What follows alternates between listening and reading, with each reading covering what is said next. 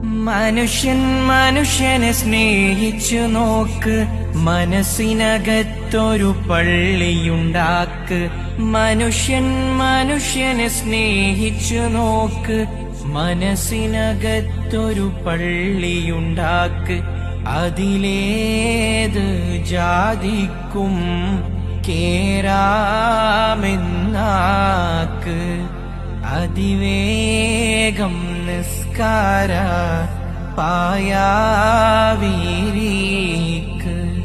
പടപ്പ് പടപ്പോട് പിരിശത്തില് നിന്നോളി, പടച്ചോന്റെ കാരുണ്യം കിട്ടുന്നത് കണ്ടോളി. അന്യോന്യം പോരാടി പോരാടി നിൽക്കേണ്ട.